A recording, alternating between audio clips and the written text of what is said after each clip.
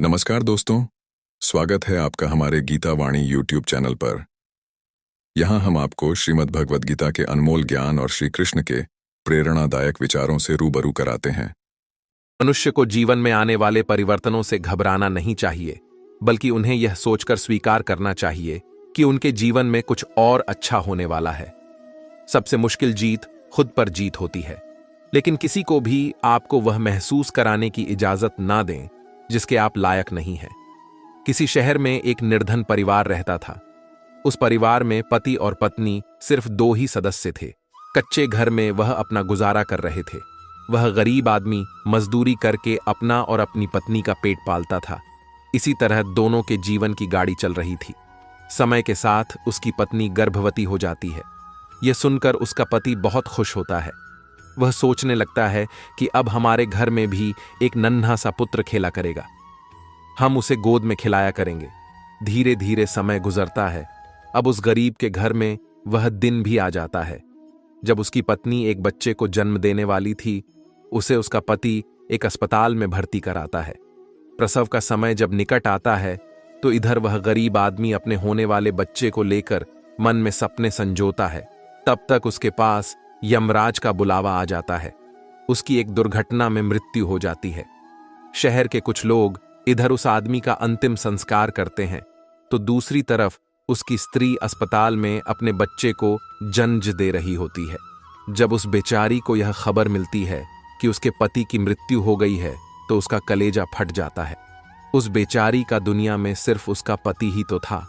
अब वह भी उसे छोड़कर चला गया था।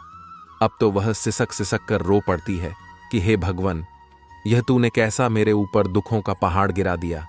मेरा जो सहारा था उसे ही मुझसे छीन लिया। कम से कम इस बच्चे का तो ख्याल किया होता जिसका अभी जन्म भी नहीं हुआ है। पैदा होने से पहले ही तुमने उसके सर से पिता का साया हटा दिया। अब कौन इस बच्चे का पालन पोषण करेगा। वह दुखियारी अस्पताल में ही अपने पति को याद करके बुरी तरह से रो रही थी।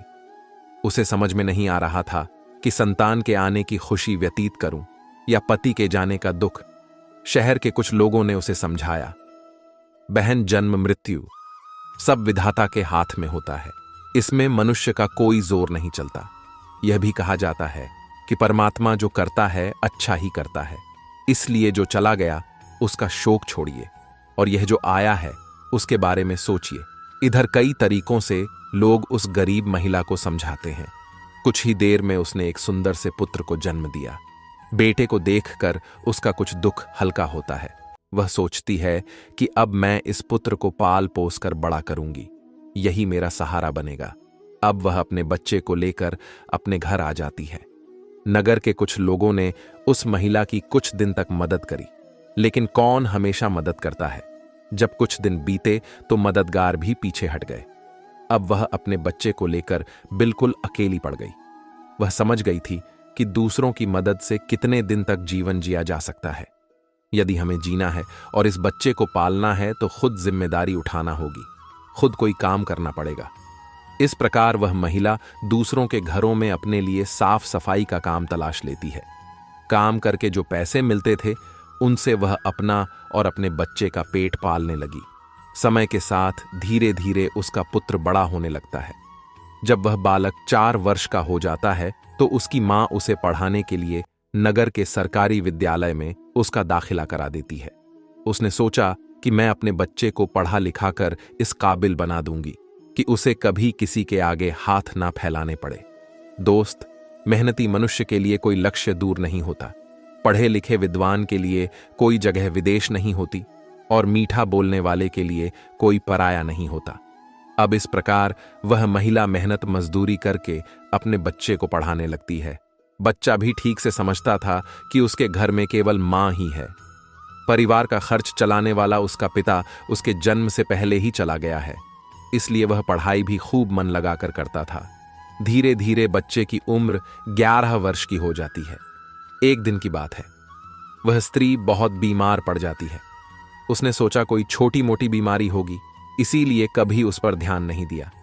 लेकिन उसकी हालत दिन पर दिन खराब होती चली गई।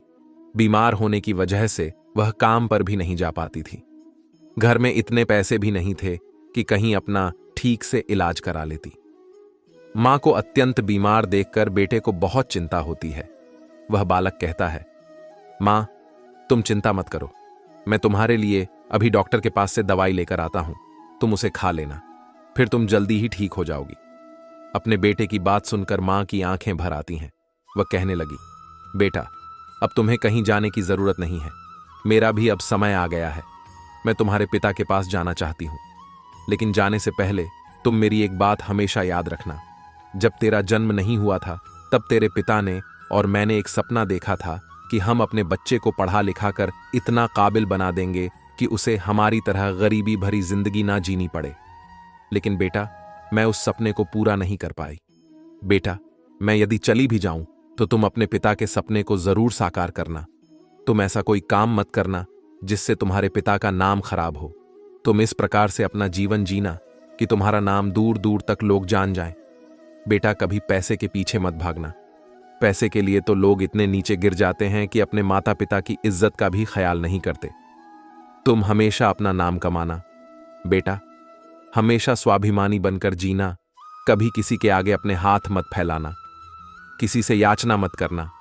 याचना ना करना ही श्रेष्ठता का मूल है, पराधीनता ही नरक है। मनुष्य को सदा ही विद्या, धन, बल, कीर्ति और पुण्य कमाना चाहिए। लड़के ने कहा, मां, तुम घबराओ नहीं, मैं तुम्हारे लिए अभी दवाई लेकर आता हूं। और इतना कहकर लड़का मां से रुपए लेकर दवा लेने चला जाता है। बेटे के जाते ही इधर उस गरीब स्त्री के प्राण निकल जाते हैं। दोस्त, जब नगर वालों को पता चलता है तो सब लोग इकट्ठे होकर उस स्त्री का उसके बेटे के हाथों अंतिम संस्कार कराते हैं। अब तो वह बालक बिल्कुल अकेला हो गया था। किस्मत भी क्या खेल दिखाती है। जब जरूरत होती है अपनों की, तब अकेलेपन की रात में जगाती है। बिना माता पिता का बेटा उम्र भी ज्यादा नहीं थी। आखिर जाए तो कहां जाए, करें तो क्या करें। दूर के जो रिश्तेदार थे उन्होंने भी उस बालक पर ध्यान नहीं दिया। आखिर वो गरीब जो था, लेकिन वह बच्चा अकेले ही अपने जीवन की राह पर चल देता है। उसने कभी हार नहीं मानी। जो पैसे मां छोड़ गई थी, कुछ दिन तक उन पैसों से अपना गुजारा चलाता रहा। कुछ दिन के बाद वह पैसे खत्म हो जाते हैं। घर में भी कुछ नहीं था। अब तो एक ही चारा था कि कुछ काम धंधा किया जाए, तभी भोजन की व्यवस्था होगी, तभी स्कूल की फीस भरी जाएगी। लड़के को अपनी मां की बात अच्छी तरह याद थी।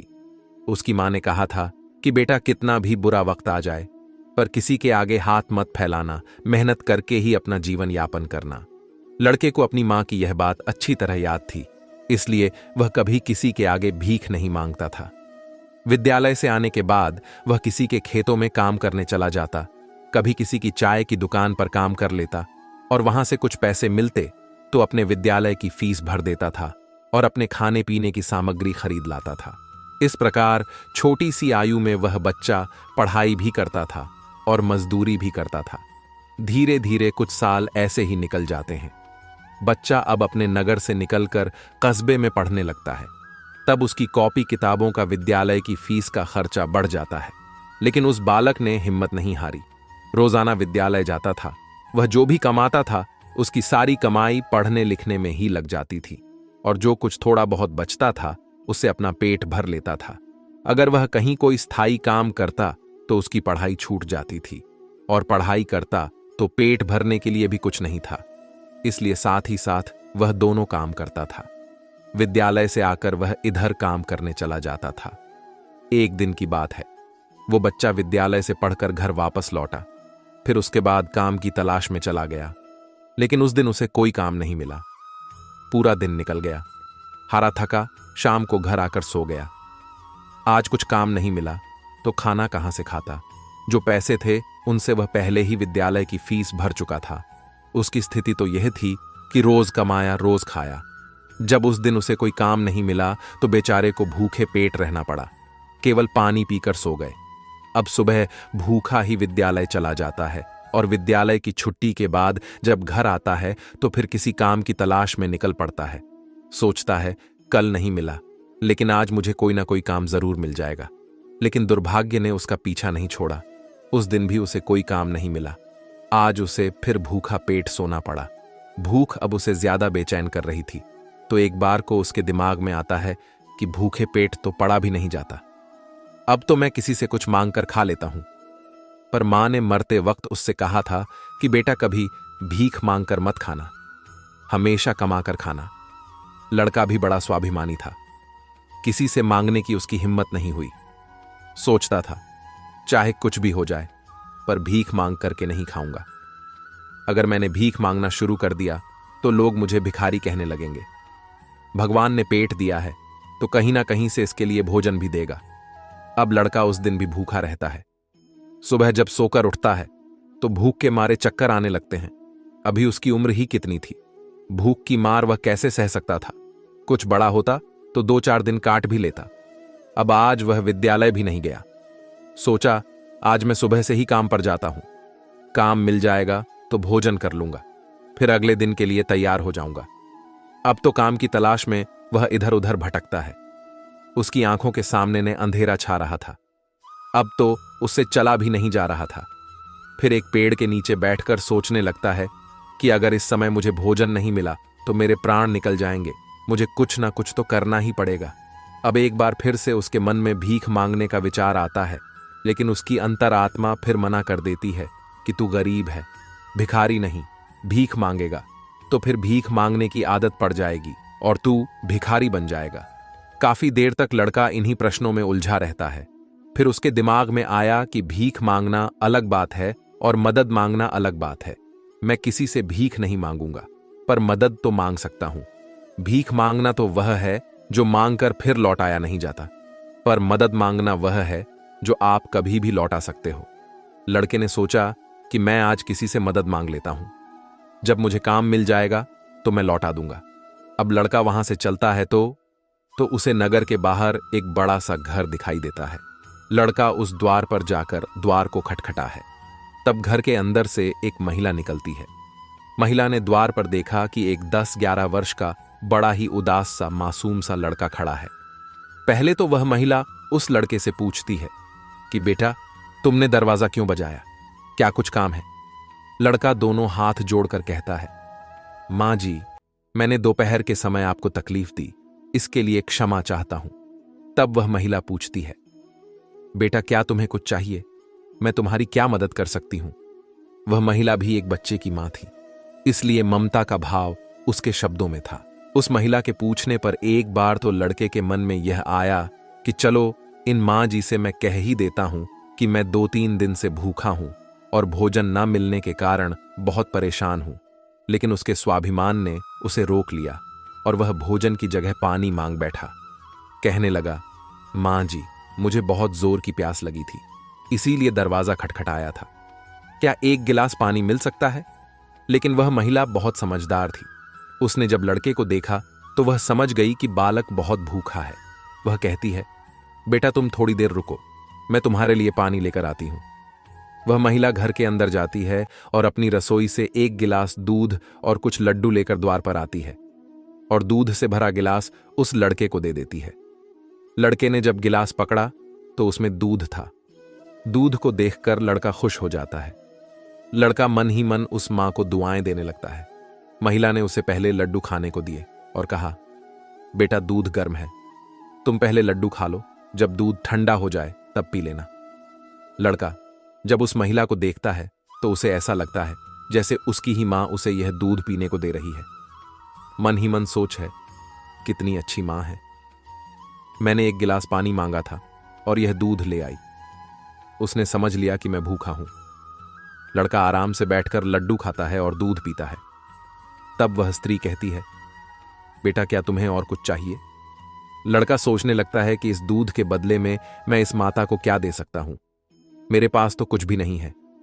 दूध पीने के बाद लड़का कहता है, मां जी, मैंने आपसे पानी मांगा और आपने मुझे दूध पिलाया, इसके बदले में मैं आपको क्या दे सकता हूं? महिला ने कहा, बेटे, मैंने तुम्हें दूध इसलिए नहीं पिलाया है ताकि तुमसे बदले में कुछ ले सकूं। महिला कहने लगी, बेटा, तुम्हारा चेहरा देखकर लग रहा था कि तुम बहुत भूखे हो, तो मैंने सोचा कि पानी की जगह दूध ही पिला देती हूं, इसलिए मैं तुम्हारे लिए दूध ले आई। लड़के ने फिर कहा, नहीं मां जी, आप इसके बदले में मुझसे जरूर कुछ मांगिए, मैं आपको को अपनी हैसियत के हिसाब से कुछ जरूर दूंगा। लड़के की बात सुनकर महिला सोचती है, यह लड़का बड़ा स्वाभिमानी है। वो लड़का बार बार उससे मांगने की बात करता है तो वह महिला उसका मन रखने के लिए कह देती है, कि बेटा, मैंने यह दूध पिलाकर तुम पर कोई एहसान नहीं किया है। फिर भी यदि तुम मुझे कुछ देना चाहते हो तो तुम मुझे एक वचन दो कि जिस प्रकार आज मैंने तुम्हारी मदद की है, इसी प्रकार तुम भी जब कभी मदद करने लायक हो जाओ तो किसी जरूरतमंद की मदद कर देना। जिस दिन तुम किसी की मदद कर दोगे, उसी दिन तुम मेरे इस एहसान से मुक्त हो जाओगे। दोस्तों, उस महिला ने यह बात इसलिए कही थी ताकि वह लड़का अपने आप को मजबूर ना समझे और खुशी खुशी अपने घर को जा सके। वह लड़का उस बात को अपने दिमाग में बैठा लेता है। वह उस महिला के पैर छूकर काम की तलाश में आगे को चला जाता है और इस प्रकार धीरे धीरे कई दिन बीत जाते हैं। जिस विद्यालय में वह पढ़ता था, उसी विद्यालय में उस स्त्री का बेटा भी पढ़ता था जिसने उसे दूध पिलाया था। एक दिन वो महिला अपने बच्चे को विद्यालय छोड़ने जाती है तो उसने देखा कि विद्यालय में वह लड़का भी पढ़ रहा था। वह स्त्री उस लड़के को पहचान लेती है। उसने विद्यालय के मास्टर जी से जाकर पूछा कि वह बालक कौन है, तो मास्टर जी ने उसे बताया कि उस बालक का नाम संकेत है और वह बिना माता पिता का बेटा है। छोटी सी आयु में ही उसके दोनों माता पिता गुजर गए थे। यह जानकर उस महिला को बड़ा दुख होता है। सोचती है, जब इसके माँ बाप नहीं हैं तो फिर इसकी पढ़ाई का खर्च कौन उठाता है। तब विद्यालय के बड़े मास्टर बताते हैं, बहन जी, संकेत बहुत ही अच्छा बच्चा है। वह अपनी पढ़ाई का खर्च स्वयं उठाता है और पढ़ने में भी बड़ा तेज है। वह मेहनत मजदूरी करता है और तब जाकर विद्यालय की फीस भरता है। जब कभी वह विद्यालय नहीं आता है और अपनी फीस भी समय पर नहीं दे पाता है तो हम लोग उस पर ज्यादा दबाव नहीं बनाते। जब उस स्त्री को संकेत की स्थिति का पता चलता है तो वह करुणा से भर जाती है। उसका मन करता है कि मैं उस बालक की कुछ मदद करूं जिसका कोई नहीं होता। ऐसे ही लोगों की मदद तो करनी चाहिए, तभी भगवान प्रसन्न होते हैं। जिसका कोई नहीं है वह भगवान का है और जरूरतमंद की मदद करने का अर्थ है कि आपने भगवान को प्रसन्न कर दिया। महिला ने सोचा, ये लड़का मुझसे पैसे तो लेगा नहीं क्योंकि यह बड़ा स्वाभिमानी बालक है। तब उस महिला ने बड़े मास्टर जी से कहा, श्रीमान जी, अगर मैं इस बालक की फीस भर दिया करूं तो आपको कोई आपत्ति तो नहीं है। मास्टर ने कहा, बहन जी, आपकी सोच अच्छी है, आप उसकी फीस भरेंगे तो मुझे तो कोई आपत्ति नहीं होगी, लेकिन संकेत इस बात के लिए तैयार नहीं होगा। तब वह महिला कहती है, मास्टर जी, मैं उस बच्चे की मदद करना चाहती हूं। आप किसी तरह से संकेत को समझा देना, उससे कह देना कि आपकी स्थिति को देखते हुए सरकार ने आपकी फीस माफ कर दी है। तुम्हें फीस भरने की कोई जरूरत नहीं है। दोस्तों, मास्टर जी भी इस बात से सहमत हो जाते हैं। वह महिला संकेत की पूरे वर्ष की फीस भर के अपने घर चली जाती है। इस तरह वह हर वर्ष उसके पूरे साल की फीस जमा कर दिया करती थी ताकि संकेत सिर्फ मन लगाकर पढ़ सके। अब तो संकेत पूरा मन लगाकर पढ़ता था और अपने खाने पीने के लिए किसी दुकान पर काम कर लेता था। दोस्तों, डूबते को तिनके का सहारा ही बहुत होता है। उस महिला के थोड़े से प्रयास से संकेत की अच्छी खासी मदद हो गई।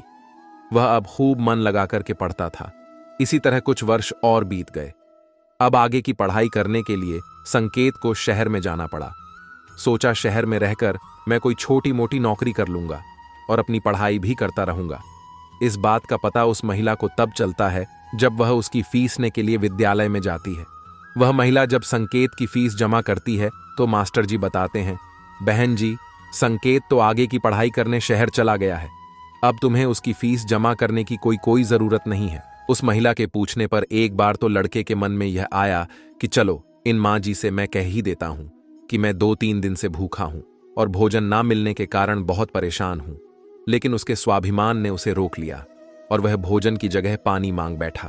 कहने लगा, माँ जी, मुझे बहुत जोर की प्यास लगी थी, इसीलिए दरवाजा खटखटाया था। क्या एक गिलास पानी मिल सकता है? लेकिन वह महिला बहुत समझदार थी। उसने जब लड़के को देखा तो वह समझ गई कि बालक बहुत भूखा है। वह कहती है, बेटा, तुम थोड़ी देर रुको, मैं तुम्हारे लिए पानी लेकर आती हूं। वह महिला घर के अंदर जाती है और अपनी रसोई से एक गिलास दूध और कुछ लड्डू लेकर द्वार पर आती है और दूध से भरा गिलास उस लड़के को दे देती है। लड़के ने जब गिलास पकड़ा तो उसमें दूध था। दूध को देखकर लड़का खुश हो जाता है। लड़का मन ही मन उस मां को दुआएं देने लगता है। महिला ने उसे पहले लड्डू खाने को दिए और कहा, बेटा, दूध गर्म है, तुम पहले लड्डू खा लो, जब दूध ठंडा हो जाए तब पी लेना। लड़का जब उस महिला को देखता है तो उसे ऐसा लगता है जैसे उसकी ही मां उसे यह दूध पीने को दे रही है। मन ही मन सोच है, कितनी अच्छी मां है। मैंने एक गिलास पानी मांगा था और यह दूध ले आई।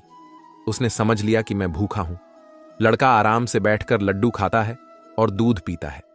तब वह स्त्री कहती है, बेटा, क्या तुम्हें और कुछ चाहिए? लड़का सोचने लगता है कि इस दूध के बदले में मैं इस माता को क्या दे सकता हूं? मेरे पास तो कुछ भी नहीं है। दूध पीने के बाद लड़का कहता है, मां जी, मैंने आपसे पानी मांगा और आपने मुझे दूध पिलाया। इसके बदले में मैं आपको क्या दे सकता हूं? महिला ने कहा, बेटे, मैंने तुम्हें दूध इसीलिए नहीं पिलाया है ताकि तुमसे बदले में कुछ ले सकूं। महिला कहने लगी, बेटा, तुम्हारा चेहरा देखकर लग रहा था कि तुम बहुत भूखे हो, तो मैंने सोचा कि पानी की जगह दूध ही पिला देती हूं, इसलिए मैं तुम्हारे लिए दूध ले आई। लड़के ने फिर कहा, नहीं मां जी, आप इसके बदले में मुझसे जरूर कुछ मांगिए। मैं आपको को अपनी हैसियत के हिसाब से कुछ जरूर दूंगा। लड़के की बात सुनकर महिला सोचती है, यह लड़का बड़ा स्वाभिमानी है। वो लड़का बार बार उससे मांगने की बात करता है, तो वह महिला उसका मन रखने के लिए कह देती है कि बेटा, मैंने यह दूध पिलाकर तुम पर कोई एहसान नहीं किया है। फिर भी यदि तुम मुझे कुछ देना चाहते हो तो तुम मुझे एक वचन दो कि जिस प्रकार आज मैंने तुम्हारी मदद की है, इसी प्रकार तुम भी जब कभी मदद करने लायक हो जाओ तो किसी जरूरतमंद की मदद कर देना। जिस दिन तुम किसी की मदद कर दोगे, उसी दिन तुम मेरे इस एहसान से मुक्त हो जाओगे। दोस्तों, उस महिला ने यह बात इसीलिए कही थी ताकि वह लड़का अपने आप को मजबूर ना समझे और खुशी खुशी अपने घर को जा सके। वह लड़का उस बात को अपने दिमाग में बैठा लेता है। वह उस महिला के पैर छूकर काम की तलाश में आगे को चला जाता है और इस प्रकार धीरे धीरे कई दिन बीत जाते हैं। जिस विद्यालय में वह पढ़ता था, उसी विद्यालय में उस स्त्री का बेटा भी पढ़ता था जिसने उसे दूध पिलाया था। एक दिन वो महिला अपने बच्चे को विद्यालय छोड़ने जाती है, तो उसने देखा कि विद्यालय में वह लड़का भी पढ़ रहा था। वह स्त्री उस लड़के को पहचान लेती है। उसने विद्यालय के मास्टर जी से जाकर पूछा कि वह बालक कौन है, तो मास्टर जी ने उसे बताया कि उस बालक का नाम संकेत है और वह बिना माता पिता का बेटा है। छोटी सी आयु में ही उसके दोनों माता पिता गुजर गए थे। यह जानकर उस महिला को बड़ा दुख होता है। सोचती है, जब इसके मां बाप नहीं है तो फिर इसकी पढ़ाई का खर्च कौन उठाता है? तब विद्यालय के बड़े मास्टर बताते हैं, बहन जी, संकेत बहुत ही अच्छा बच्चा है। वह अपनी पढ़ाई का खर्च स्वयं उठाता है और पढ़ने में भी बड़ा तेज है। वह मेहनत मजदूरी करता है और तब जाकर विद्यालय की फीस भरता है। जब कभी वह विद्यालय नहीं आता है और अपनी फीस भी समय पर नहीं दे पाता है, तो हम लोग उस पर ज्यादा दबाव नहीं बनाते। जब उस स्त्री को संकेत की स्थिति का पता चलता है तो वह करुणा से भर जाती है।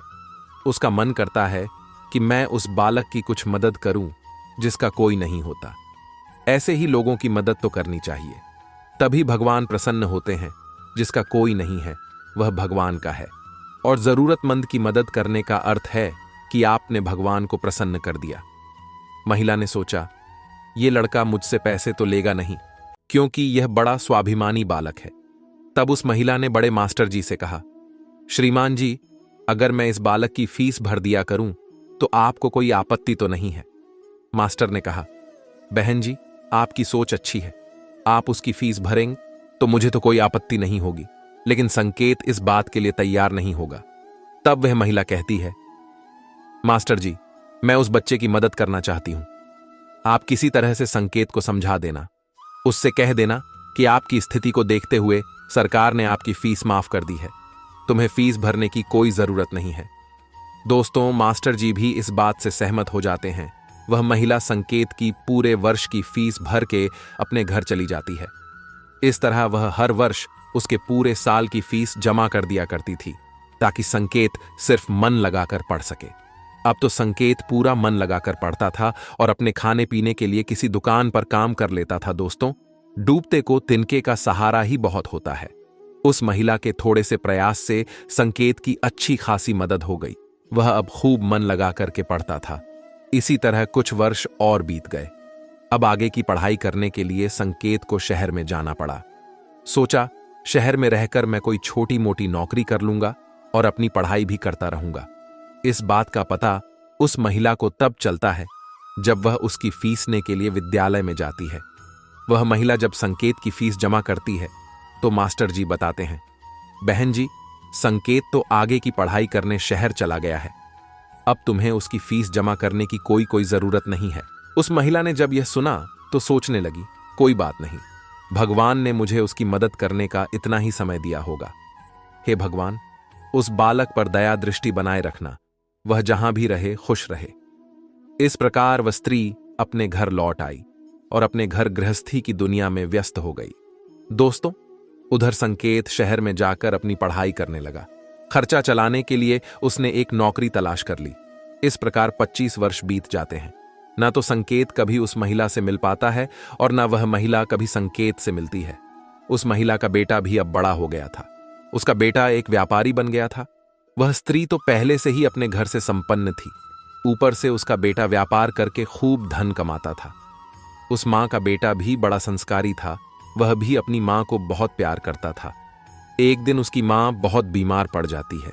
शाम को जब उसका बेटा घर आता है तो वह अपनी मां की हालत को देखकर बेचैन हो जाता है। वह अपनी मां को अस्पताल में भर्ती कराता है। जांच में पता चलता है कि उसकी मां को कैंसर है। वो लड़का डॉक्टर से कहता है, डॉक्टर साहब, आप मेरी मां का अच्छे से इलाज कीजिए, पैसों की बिल्कुल चिंता मत करना। तब डॉक्टर कहते हैं, भाई, तुम्हारी मां को कैंसर की बीमारी है और कैंसर का इलाज बहुत महंगा होता है। छोटे मोटे अस्पतालों में इसका इलाज भी नहीं होता है। इसके लिए तुम्हें किसी बड़े शहर में जाकर किसी बड़े अस्पताल में इसका इलाज कराना होगा, और बड़े अस्पताल का मतलब है कि खर्चा भी बहुत अधिक होगा। बेटे ने कहा, डॉक्टर साहब, मैं अपनी मां को ठीक करने के लिए कुछ भी कर सकता हूं। आप मुझे बस कोई रास्ता बताइए, मैं अपनी मां का इलाज कहां करा सकता हूं। तब डॉक्टर उसे बड़े शहर जाने की सलाह देते हैं। डॉक्टर बोले, बड़े शहर में कैंसर का हॉस्पिटल है, यदि वहां का इलाज तुमने पूरा करा लिया तो तुम्हारी मां इस रोग से बच सकती है, नहीं तो तुम्हारी मां के प्राण संकट में पड़ सकते हैं। यह सुनकर लड़का घबरा जाता है। वह डॉक्टर साहब से बड़े शहर वाले डॉक्टर साहब का नंबर और पता लेकर अपनी मां को बड़े शहर ले जाता है। उसकी मां तो उसे बहुत मना करती रही कि बेटा, तुम मुझे कहां ले जाओगे, इतना पैसा कहां है हमारे पास, बड़े शहर में अच्छा इलाज कराने के लिए हमारे पास पर्याप्त पैसा नहीं है, यहीं से डॉक्टर साहब से दवा ले लेते हैं, धीरे धीरे मैं सही हो जाऊंगी, तुम परेशान मत हो। तब लड़का बोला, मां, इस दुनिया में एक तुम ही तो हो, जिसके होने से मुझे कभी अकेलापन महसूस नहीं होता, कभी मुझे किसी बात की चिंता नहीं होती। इसीलिए कुछ भी हो जाए, मैं तुम्हें इस बीमारी से मरने नहीं दूंगा। धन का क्या है, खत्म हो गया तो फिर कमा लेंगे, लेकिन मां तो फिर नहीं मिल सकती। इस प्रकार लड़का अपनी मां को बड़े शहर लेकर जाता है। जिस डॉक्टर से उसकी मां का इलाज होना था, वह डॉक्टर साहब उस समय अस्पताल में नहीं थे। वह किसी मरीज को देखने के लिए विदेश गए थे। अस्पताल के कर्मचारी ने बताया कि डॉक्टर साहब कल आएंगे, तब तक आप अपनी मां को अस्पताल में भर्ती करा दो। लड़के ने बिना देर किए अपनी मां को भर्ती करा दिया और डॉक्टर साहब के आने का इंतजार करने लगता है। अगले दिन जब डॉक्टर साहब आते हैं तो वह लड़का अपनी मां की हालत डॉक्टर साहब को बताता है। डॉक्टर साहब ने भरोसा दिया कि जांच के आधार पर मैं कह सकता हूं कि तुम्हारी मां ठीक हो जाएगी, मगर इनका इलाज काफी लंबा चलेगा। लड़के ने कहा, डॉक्टर साहब, कुछ भी हो जाए, मैं अपनी मां को ठीक कराकर ही घर ले जाना चाहता हूं, चाहे इसके लिए मुझे अपना सब कुछ बेचना पड़े, कितने ही दिन मुझे यहां रुकना पड़े। इस प्रकार वहां के डॉक्टर ने उस मां का इलाज शुरू कर दिया। अगर छोटे शहर की बात होती तो खर्चा कुछ कम हो जाता, लेकिन वहां का खर्चा तो बहुत लंबा था। फिर भी उस लड़के ने हिम्मत नहीं हारी। दोस्तों, मां से अनमोल संसार में कुछ भी नहीं है। डॉक्टर साहब जो दवाइयां लिखते थे वह दवाइयां बहुत महंगी आती थीं। लड़का अपनी मां के लिए महंगी से महंगी दवाइयां लेकर आता था। उधर उसका जो व्यापार था वह अपनी मां की देख रेख के कारण उसमें भी समय नहीं दे पाया, तो वह भी ठंडा पड़ गया। कई दिन तक इलाज होता रहा। धीरे धीरे मां की हालत में सुधार होने लगा। बेटे के पास जो जमा पूंजी थी वह खत्म होने लगी। इधर मां को जब पता चलता है कि बेटे के पास अब पैसे नहीं रहे, तो मां कहती हैं, बेटा, तुम इतनी महंगी दवाइयां क्यों ले रहे हो, कहां से डॉक्टर साहब की फीस भरोगे।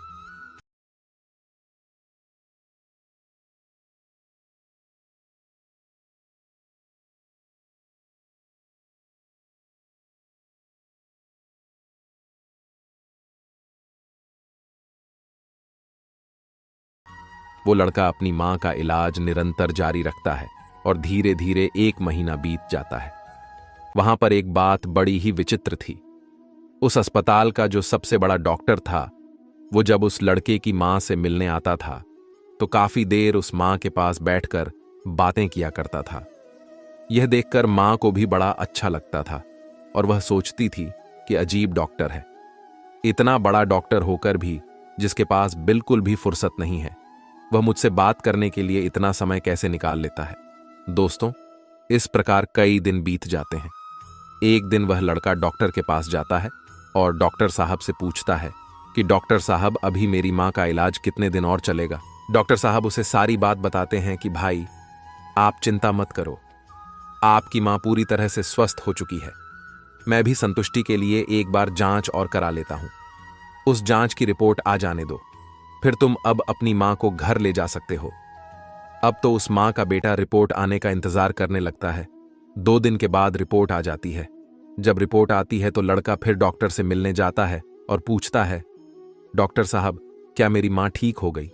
कोई खतरे वाली बात तो नहीं है? तब डॉक्टर साहब कहते हैं, भाई चिंता मत करो, रिपोर्ट अच्छी आई है, तुम्हारी मां पूरी तरह से ठीक हो गई है। अब आप इन्हें अपने घर ले जा सकते हो। डॉक्टर की बात सुनकर बेटा खुश हो जाता है और डॉक्टर साहब को बहुत धन्यवाद देता है। लड़का अपनी मां के पास जाता है और सोचता है कि भगवान का लाख लाख धन्यवाद कि मेरी मां बच गई, मेरी मेहनत सफल हो गई। यही बात वह अपनी मां को बताने के लिए जाता है और मां से कहता है कि मां, तुम पूरी तरह से ठीक हो गई हो। अब हम जल्द ही अपने घर जाने वाले हैं। ये बात सुनकर मां भी बड़ी खुश हो जाती है, लेकिन अगले ही पल वह यह सोचकर उदास हो जाती है कि मैं तो ठीक हो गई हूं, लेकिन इस अस्पताल का जो बिल होगा वह लाखों में होगा। कैसे मेरा बेटा चुका पाएगा? इतनी मोटी रकम की व्यवस्था वह कहां से करेगा? उसके पास जो जमा पूंजी थी वह तो सब इलाज में खर्च हो गई। मां को उदास देखकर बेटा समझाता है, मां तुम क्यों उदास होती हो? मैं अपना सब कुछ बेचकर आपके इलाज का बिल चुका दूंगा। घर मकान तो बाद में भी बना लूंगा, इसलिए मां तुम्हें इन बातों की चिंता करने की कोई जरूरत नहीं है। बेटा अपनी मां को बहुत समझाता है, मगर मां तो मां होती है, उसका अपने बेटे के लिए चिंता करना स्वाभाविक था। मां सोचने लगती है कि मेरा बेटा यदि सब कुछ बेच देगा तो फिर वह आगे अपना जीवन कैसे चलाएगा, इसके भविष्य का क्या होगा। वो मां रात भर यही सोचती रही। चिंता करते करते मां और बेटा दोनों की रात निकल गई। जब अगला दिन होता है और उसकी मां की छुट्टी का समय होता है तो अस्पताल का एक कर्मचारी एक लिफाफा लेकर मां बेटे के पास आता है और उस महिला के बेटे से कहता है कि डॉक्टर साहब ने आपके लिए यह बिल का लिफाफा भेजा है। आप इस बिल को ठीक से देख लो और इस बिल को चुका कर तुम अपनी मां को अपने घर ले जाओ। बिल का लिफाफा देकर वह अस्पताल का कर्मचारी तो चला गया। अब वह लड़का उस बिल के लिफाफे को खोल हुए सोचता है कि पता नहीं कितना बिल होगा। बेटे को चिंता में देखकर मां भी परेशान हो जाती है। मां एकदम से बेटे के हाथ से वह बिल का कागज छीन लेती है। मां उस बिल को खोलकर देखती है। उधर अस्पताल के जो सबसे बड़े डॉक्टर थे वह भी उस समय वहीं पर पहुंच जाते हैं। इधर मां ने जब उस लिफाफे को खोलकर देखा तो उसमें एक छोटी सी पर्ची रखी हुई थी। उस पर्ची पर लिखा हुआ था, मां जी, आपने अपने बिल का भुगतान तो 25 साल पहले ही कर दिया था, जब आपने 2 दिन के भूखे बच्चे को 1 गिलास दूध और लड्डू खिलाए थे और अगले 5 साल तक उस बच्चे की विद्यालय की फीस भी भरी थी। पर्ची को पढ़ते ही महिला की आंखें फटी की फटी रह जाती हैं। जब उस मां का बेटा पूछता है, मां, डॉक्टर साहब ने कितना बिल दिया है? तो मां उस पर्ची को अपने बेटे को देती है। बेटा जब उसे पढ़ता है तो वह भी हैरान रह जाता है। लड़का अपनी मां से पूछता है, मां, क्या तुम डॉक्टर साहब को पहले से जानती हो? डॉक्टर साहब से तुम्हारी जान पहचान कब हुई थी? तब मां कहती हैं, बेटा मैं इन्हें पहले से नहीं जानती हूं, अभी पता चला है। बेटे ने पूछा, फिर इसमें 25 साल पहले की घटना क्यों लिखी है? तब मां कहती हैं, बेटा 25 साल पहले जब तुम बहुत छोटे थे तब तुम्हारी उम्र का एक छोटा सा लड़का भरी दोपहरी में हमारे घर के द्वार पर आया था। वह भूखा प्यासा था। उसने मुझसे 1 गिलास पानी मांगा था। मैंने बच्चे को देखा तो मैं समझ गई कि वह भूखा है, इसीलिए दूध और लड्डू लाकर मैंने उसे खाने को दे दिए। वह कई दिनों से भूखा था। उसने दूध तो पी लिया पर वह मुझसे कहने लगा कि माँ, तुम्हारा यह ऋण मैं कैसे चुका पाऊंगा। तो मैंने उसका मन समझाने के लिए कह दिया था कि जब तुम बड़े हो जाओ, मदद करने लायक हो जाओ, तो तुम भी किसी जरूरतमंद की मदद कर देना। मुझे क्या पता था कि वही लड़का जिसे मैंने एक गिलास दूध पिलाया था, वह 25 साल बाद इतना बड़ा डॉक्टर बनकर मेरी मदद करेगा। लोग तो आज लेकर कल को भूल जाते हैं, लेकिन उस बच्चे ने मेरा वह आरण अभी तक याद रखा है। मैं इस बात को सोचकर बड़ी हैरान हूं कि डॉक्टर साहब ही वह बच्चा है। इधर मां बेटे आपस में बातचीत कर रहे थे, उधर वह डॉक्टर साहब उनके पीछे खड़े होकर उनकी बातें सुन रहे थे। उनकी आंखों में आंसू थे और बचपन का वह समय उन्हें याद आ गया जब वह भूखे प्यास से उस मां के द्वार पर पहुंचे थे। डॉक्टर साहब आगे बढ़कर उस मां को प्रणाम करते हैं और माताजी के पास बैठ जाते हैं। कहते हैं, मां, आपके कहे हुए शब्द आज भी मेरे कानों में गूंजते हैं। मैंने तुम्हारे उन्हीं शब्दों को अपना संस्कार बनाया। मैंने अपनी जिंदगी में बहुत दुख देखा है, लेकिन कभी हिम्मत नहीं हारी। मैं तुम्हारा बहुत बड़ा कर्जदार हूं। यदि तुम मेरे विद्यालय की फीस नहीं भरती तो आज मैं इतना बड़ा डॉक्टर नहीं बना बैठा। हाँ होता मां, ये तुम्हारी ही देन है। मैंने तो तुम्हें उसी दिन अपनी मां मान लिया था जिस दिन तुमने ममता भरी छाव में बैठाकर मुझ भूखे को दूध पिलाया था। इतना कहने के बाद डॉक्टर साहब वह सारे पैसे लौटा देते हैं जो मां की दवाई में खर्च हुए थे और बूढ़ी मां के चरणों में अपना सर रख देते हैं। वह मां डॉक्टर साहब को उठाकर अपने सीने से लगा लेती है। डॉक्टर साहब और बूढ़ी मां की आंखें आंसुओं से भरी हुई थीं। जब यह दृश्य अस्पताल के सारे लोग देखते हैं तो सब देखकर हैरान रह जाते हैं। सबकी आंखें नम हो जाती हैं। दोस्त, यह 4 बातें जो भी व्यक्ति समझ लेगा वह कभी गरीब नहीं रहेगा। पहली बात, मनुष्य को जीवन में आने वाले परिवर्तनों से घबराना नहीं चाहिए, बल्कि उन्हें यह सोचकर स्वीकार करना चाहिए कि उनके जीवन में कुछ और अच्छा होने वाला है। इन परिवर्तनों से मनुष्य बहुत कुछ सीखता है और वो सही राह पकड़ लेता है। जो अपने साथ हुई घटनाओं से टूट जाता है वह कभी आगे नहीं बढ़ पाता। दूसरी बात, अंधेरा चाहे कितना ही घना हो, एक छोटा सा दीपक उसे मिटा डालता है। उसी तरह अगर जीवन में कुछ अंधेरा आ जाए तो ज्ञान रूप दीपक से अंधेरे को मिटाकर सही रास्ता ढूंढा जा सकता है।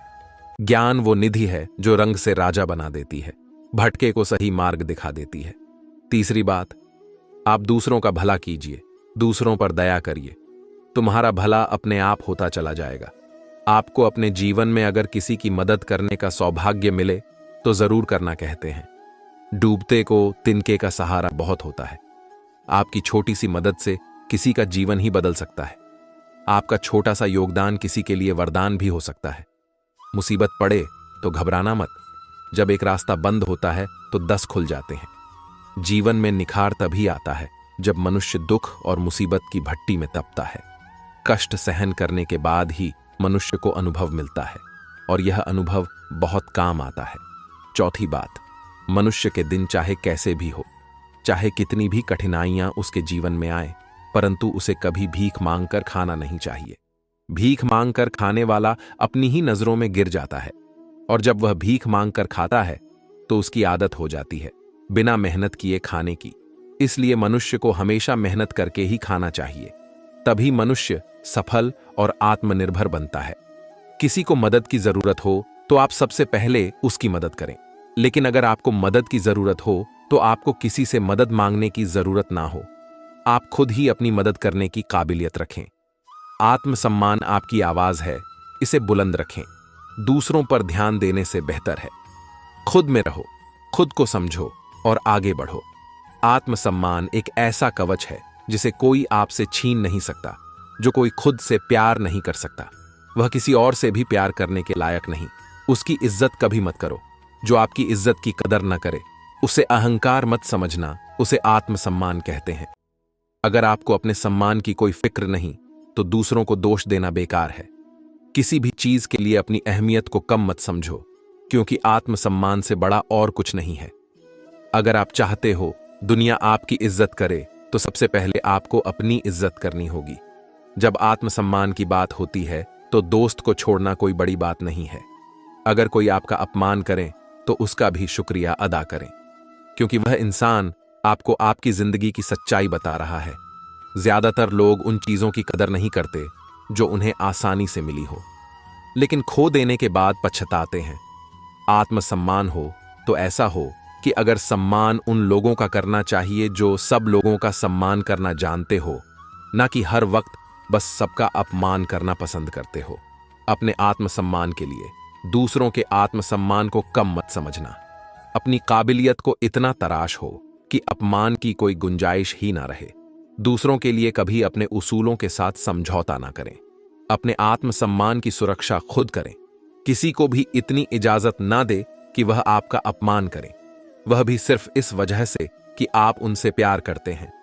जब आपको लगे कि दूसरों को समझना मुश्किल है, तब आप खुद को समझना शुरू करें।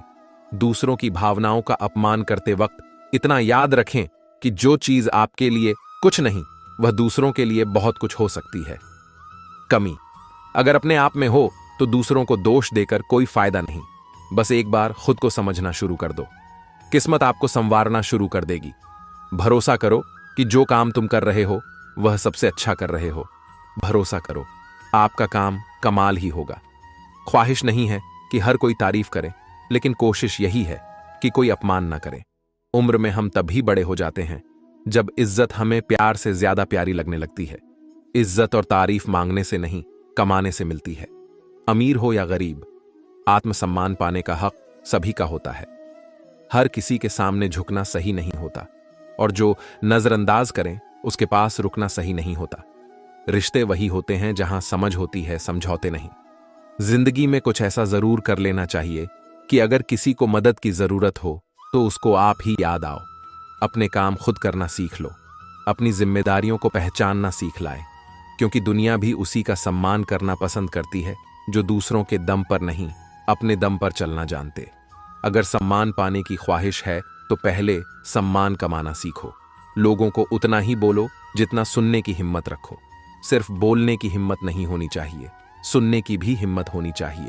उनका सम्मान हमेशा करो जो अपना काम छोड़कर आपको वक्त देते हैं।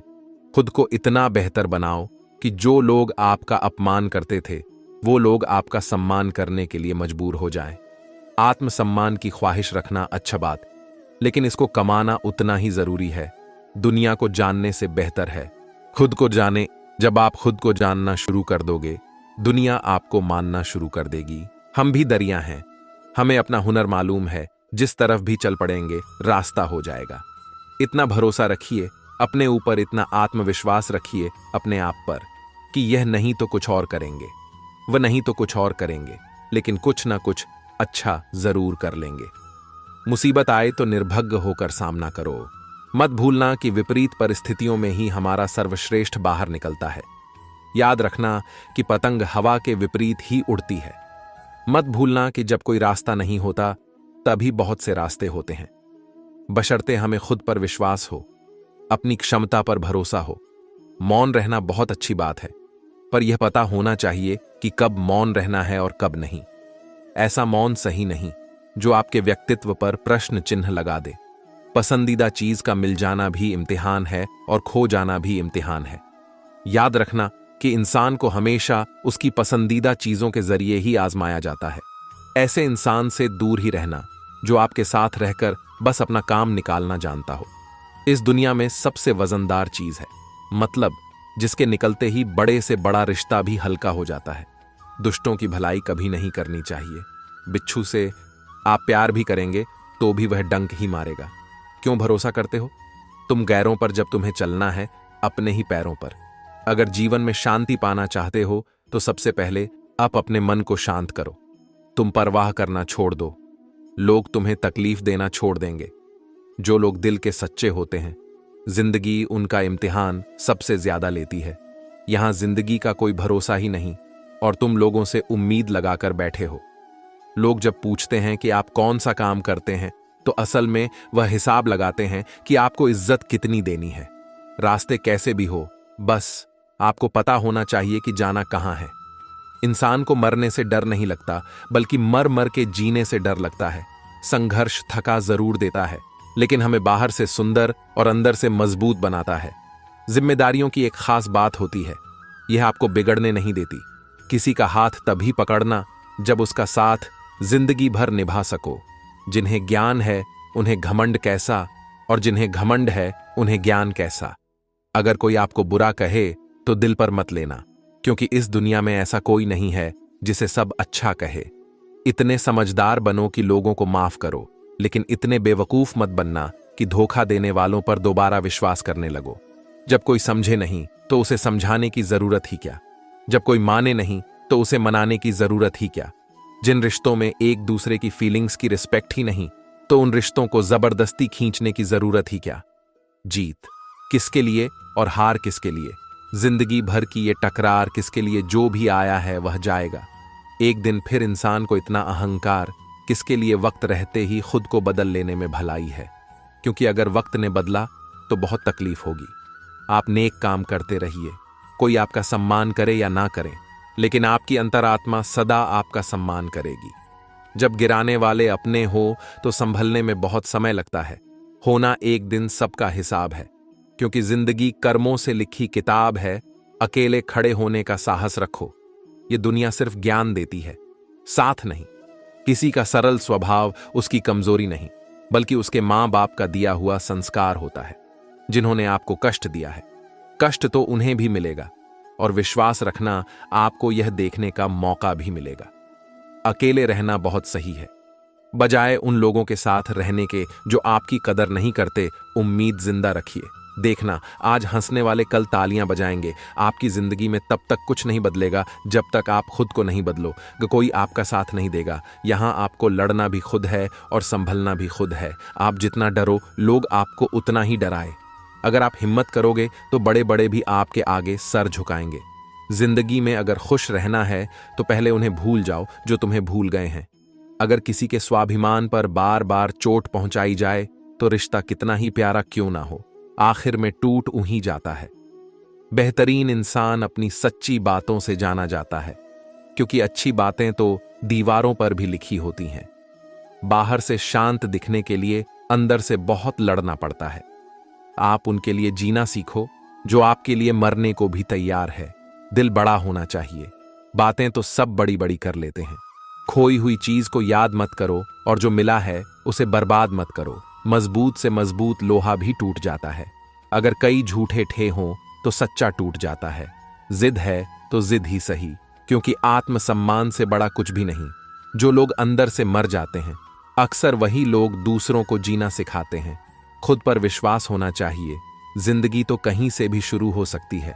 किताबें और माँ बाप की बातें जिंदगी में कभी धोखा नहीं देती। पिता के द्वारा डांटा हुआ पुत्र, गुरु के द्वारा डांटा हुआ शिष्य, और सोनार के द्वारा पीटा गया सोना, यह हमेशा आभूषण ही बनता। जिंदगी साइकिल चलाने जैसी है। बैलेंस बनाए रखने के लिए आपको चलते रहना होगा। इंसान कितना ही अमीर क्यों ना बन जाए, तकलीफ बेच नहीं सकता और सुकून खरीद नहीं सकता। कभी कभी मन को मना लेना ही बेहतर होता है, क्योंकि हर जिद खुशी नहीं देती। इस दुनिया में कोई किसी का नहीं होता। हम सोचते हैं कोई तो है जो सिर्फ हमारा है, पर वक्त आने पर वह भी हमारा नहीं होता। सुखी होने के चक्कर में जो पूरी उम्र दुखी रहता है, उसी का नाम है इंसान। दूसरों की गलतियां ढूंढने के लिए भेजा चाहिए, पर खुद की गलती ढूंढने के लिए कलेजा चाहिए। दूसरा कितना बुरा है, इसका अंदाजा तो कोई भी लगा लेता है, पर खुद कितने बुरे हैं, इसका अंदाजा किसी को नहीं। जिसके पास अपने हैं वह अपनों से झगड़ते हैं, जिसका अपना कोई नहीं वह अपनों को तरसते हैं। जो बात आपको कमजोर करती है वो है दूसरों में अपना सहारा ढूंढना। हम सहारे खोजते हैं ताकि मुश्किल वक्त में वह हमारे काम आ सके, पर मजे की बात तो यह होती है कि मुश्किल वक्त में हम अकेले ही होते हैं। इसलिए नहीं कि लोग मतलबी हैं, बल्कि इसलिए कि हमने उनसे उम्मीदें लगा रखी हैं। उम्मीद रखो तो बस ईश्वर से रखो, वह कभी ना उम्मीद नहीं होने देगा। दुनिया बुरी है, यह कहने से पहले, किसी को दोष देने से पहले यह याद रखना कि आज हर कोई अपने लिए सहारा ढूंढ रहा है। तो ऐसे में कोई आपका सहारा कैसे बनेगा? बनना है तो हमेशा मर्यादा में रहो, क्योंकि किसी भी बड़ी कंपनी के पीछे सदा ही लिमिटेड लगा होता है। अगर आप ऊंचाई पर पहुंचना चाहते हैं तो आपको हर उस बात से, हर उस चीज के बोध से मुक्त होना होगा जो आपको नीचे की तरफ खींचती है। समय ना तो यह कहता है कि धीरे चलिए, ना यह कहता है कि तेज चलिए। वह तो सिर्फ यह कहता है कि मेरे साथ चलिए। समय और शब्द दोनों का उपयोग लापरवाही से मत करो। ये दोनों ना तो दोबारा आएंगे ना दोबारा मौका देंगे। जब समय तुम्हारा इंतजार नहीं करता तो तुम समय का इंतजार क्यों करते हो? याद रखो, जो समय चल रहा है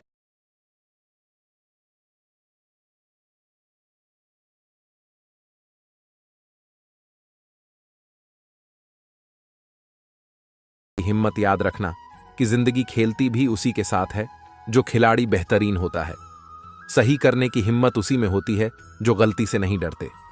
किसी को कष्ट में देखकर अगर तुम्हें भी कष्ट होता है तो समझ लेना कि तुम्हारी आत्मा में परमात्मा विराजमान है। पैसों से सिर्फ पेट भरता है, दिल तो आज भी भावनाओं का ही मोहताज है। जिनकी आंखें आंसुओं से नम नहीं, क्या समझते हो उन्हें कोई गम नहीं। तुम रो दिए तो क्या हुआ, गम छुपाकर हंसने वाले कम नहीं। जब कोई हमेशा हंसता मिले तो जरूरी नहीं कि उसे कोई गम नहीं हो सकता है कि